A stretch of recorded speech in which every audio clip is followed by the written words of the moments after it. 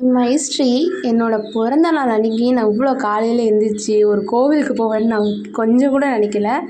So இது முருகர் நினச்சிருக்காரு போல், நீ வரணும் அப்படின்னு சொல்லி. ஸோ அதனால் நானும் எங்கள் அப்பாவும் காலையிலே கிளம்பியாச்சு. எங்கே போயிட்டுருக்கோன்னு பார்த்தீங்கன்னா, ஆலந்தூர் மெட்ரோ ரயில்வே ஸ்டேஷன் தான் போயிட்டுருக்கோம். ஸோ நாங்கள் காலையில் கிளம்புனனால சொல்லிக்கிற அளவுக்கு டிராஃபிக் எதுவும் இல்லை. ஸோ அதனால் நாங்கள் பைக்கை பார்க் பண்ணிவிட்டு லிஃப்ட்டில் போயிட்டுருந்தோம். நாங்கள் எங்கள் இப்போ எப்படி போகிறோன்னு பார்த்தீங்கன்னா, கோயம்பேடு போய் தான் போகிறோம்.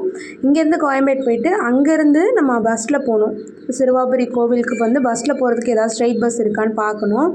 ஸோ போயிட்டுருக்க வேலையிலே பார்த்திங்கன்னா, எங்கள் அப்பா ஒரு வீடியோ பார்த்துட்டு இருந்தார். அது என்னென்னா ஏதோ ஏஐ வீடியோவாம். ஏதோ கோழி வருது, அது முட்டை போடுது, அது எரியுது. இந்த மாதிரிலாம் இப்போ இருக்க ஜென்ரேஷனில் இருக்கவங்க எல்லோரும் பார்க்குறாங்க. அதான் நம்ம அப்பா ஸ்டேஜில் இருக்கவங்களாம் இதெல்லாம் ரொம்ப புதுசாக பார்க்குறாங்க. நீ அதை பார்க்காத, நீ பார்த்தா அதை பயந்துருவ அப்படின்னு எங்கள் அப்பா சொல்லிகிட்டு இருந்தார் வரப்போ. ஸோ அதோடு நாங்கள் கோயம்பேடு ரயில்வே ஸ்டேஷன் ரீச் ஆகிட்டோம். அங்கேருந்து பார்த்திங்கன்னா நம்ம பஸ் டிப்போக்கு வந்திருந்தோம். இங்கேருந்து பார்த்திங்கன்னா நம்ம ஏதாவது பஸ் இருக்கா, ரெட் ஹில்ஸ் தான் போகணுமா இல்லைனா டேரெக்டாக சிறுவாபுரிக்கு ட்ரெயின் பஸ்ஸு தான் இருக்கான்னு நாங்கள் செக் பண்ணோம். பட் எதுவும் இல்லை. அதனால் நாங்கள் ரெட் ஹில்ஸ் போயிட்டு அங்கேருந்து நாங்கள் ஷேர் ஆட்டோவில் போயிட்டோம். ஒரு ஆளுக்கு 50 ருபீஸ் சார்ஜ் பண்ணுறாங்க இந்த ஷேர் ஆட்டோவுக்கு. இங்கேருந்து ஒரு 10 கிலோமீட்டர்ஸ் 12 கிலோமீட்டர்ஸ் வருது சிறுவாபுரி கோவில் போகிறதுக்கு ரெட் ஹில்ஸ்லேருந்து. அங்கேருந்து போகிற வியூ எல்லாமே சூப்பராக இருந்தது. ஃபுல்லாக நெல் பயிர்களாக இருந்தது. அதனால தான் இந்த வீடியோலாம் ஷூட் பண்ணியிருந்தேன். போகிற வழியே நம்ம முருகரோட ஃபோட்டோ நம்ம பார்த்துருந்தோம். அதுவே எனக்கு ஒரு ஓகே, நம்ம முருகரை எங்கேயாவது பார்த்துட்டோம் அப்படின்னு ஒரு வழியாக நாங்கள் ரீச் ஆகிட்டோம். காலையில் நாங்கள் ஒரு 7 மணிக்கெலாம் நாங்கள் போயிட்டோம். அப்படி இருந்தும் செம்ம க்ரௌடு. இங்கே நான் வெளியே போனாலுமே நான் எங்கள் அம்மா எங்கள் அப்பா அப்படி தான் கூட போவேன். ஆனால் இந்த வாட்டி எங்கள் அம்மா வரல, அவங்களுக்கு உடம்பு சரியாதனால வீட்டில் இருக்காங்க. அவங்களுக்கு வரணும்னு ஆசை தான். சரி ஓகே, நம்ம அவங்களுக்காக சேர்த்து வேண்டிக்கலாம் அப்படின்னு சொல்லிட்டு நாங்களும் லைனில் நின்றுந்தோம். ரொம்ப நேரம் பொது தரிசனத்தில் தான் நின்றுருந்தோம். ஆனால் கூட்டம் குறையிற மாதிரியே தெரியல. அதனால் நாங்கள் 50 ருபீஸ் தரிசனத்தில் லைனில் மாறி போயிட்டோம். ஸோ அங்கேயுமே பொது தரிசனத்தை கம்பேர் பண்ணுறப்ப கொஞ்சம் கூட்டம் கம்மியாக இருந்தது. நாங்கள் ஒரு 15 to 20 மினிட்ஸ்க்குள்ளே நாங்கள் சாமி பார்த்துட்டோம். எங்கள் கூட ஆட்டோவில் வந்தவங்க நாங்கள் ரிட்டன் வெளியே வரப்போ தான் அவங்க உள்ளேயே என்ட்ரன்ஸ் ஆனாங்க கேட்டுக்குள்ளே. ஸோ அவங்க பொது தரிசனத்துலனால அவ்வளோ லேட் ஆகிருக்கு போல். ஸோ நாங்கள் லைனில் நின்று ஒன்றா பார்த்தோம். எல்லாமே புதுசாக மாற்றிருக்காங்க. நான் ரொம்ப வருஷம் கழித்து வரனால நிறைய வாட்டி ஆனால் சாமி பார்க்காம போயிடும், கூட்டமாக இருக்குன்னு. இந்த தடவை என் பர்த்டே அன்றைக்கி இதெல்லாம் பார்க்கணுன்னு இருந்திருக்கு. பார்த்துட்டு விளக்கெல்லாம் எடுத்துகிட்டு வந்திருந்தாங்க. 6 விளக்கேற்றி நெய் ஊற்றி விளக்கேற்றி சாமிக்கு படைச்சிட்டு நாங்கள் அங்கேருந்து பிரசாதம்லாம் கொடுத்துருந்தாங்க. கேசரி பொங்கல் அதெல்லாம் சாப்பிட்டுட்டு சாக்லேட்ஸ் அன்றைக்கி நிறைய பேருக்கு பர்த்டே போல். எங்கள் அப்பா அதுக்கு சாக்லேட் வாங்கி கொடுக்கணும்னு கூட தோணலை.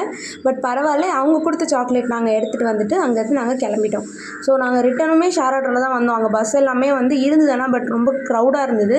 அதனால் நாங்கள் அங்கேருந்து கிளம்பிட்டோம். எங்கள் அப்பா அங்கேருந்து எங்கள் வீட்டுக்கு கிளம்பிட்டாங்க. நானும் எங்கள் சித்தி வீட்டுக்கு நாங்கள் போயிட்டோம். அங்கே இவளுங்க எங்கள் சித்தி பசங்க கூப்பிட்டுருந்தாங்க, நீங்கள் வாங்கக்கா, எங்களால் வர முடியல, நீங்கள் வாங்கன்னு சொல்லியிருந்தாங்க. ஆனால் எங்களுக்கு தெரியாது அவளுங்க நான் வரது. ஸோ அப்புறம் சர்ப்ரைஸ் பண்ணலான்னு சொல்லிட்டு போயிருந்தோம்.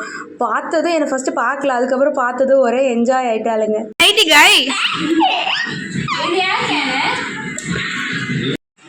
எப்படி இருக்கு?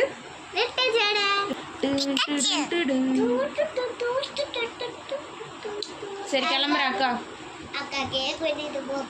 யார் முதல்ல கேக் சொன்னது? முதல்ல யார் காதில் போய் எட்டுங்கன்னு சொல்லி யார் சொன்னது?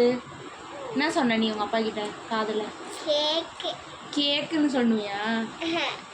அதனால என்ன பண்ண நீ? ஆக மொத்தம் என் பேரில் நீங்கள் கேக் சாப்பிட்ணும், கரெக்டா? அதுக்கு தானே கேக் கேட்ட?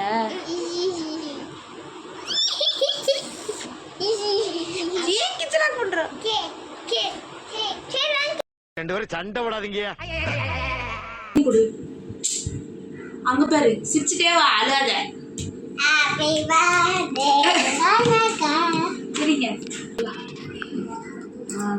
பிரிக்கலாமா?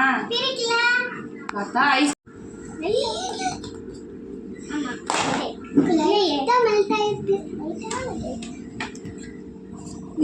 எடுக்கப்ப கவுந்துற போகுது. பாக்ஸ் இருக்கு. மெல்ட் ஆயிடுச்சு, ரொம்ப ஆகலை.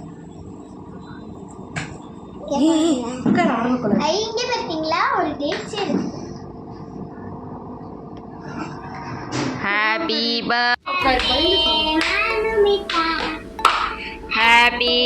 birthday to you. Happy birthday to you, Madhumita. Happy birthday to you.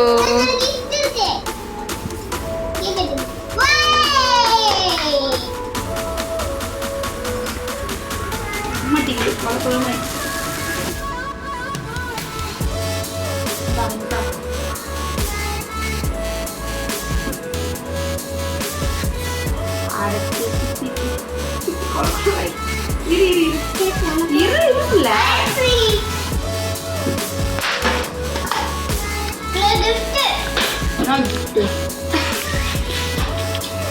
Thank you போய் ஸ்பூன் எடுத்துட்டு போ. நீ என்ன பண்ண போற இப்ப? பர்த்டே எனக்குனே பாட்டு இருக்கா? பாடு பாடு.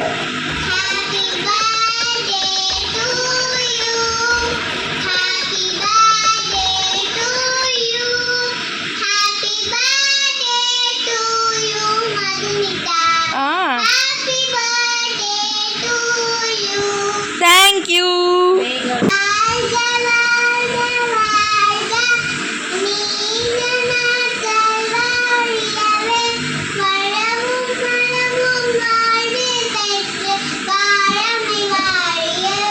ஆடாத முதல்ல ஒழுங்கா போடு.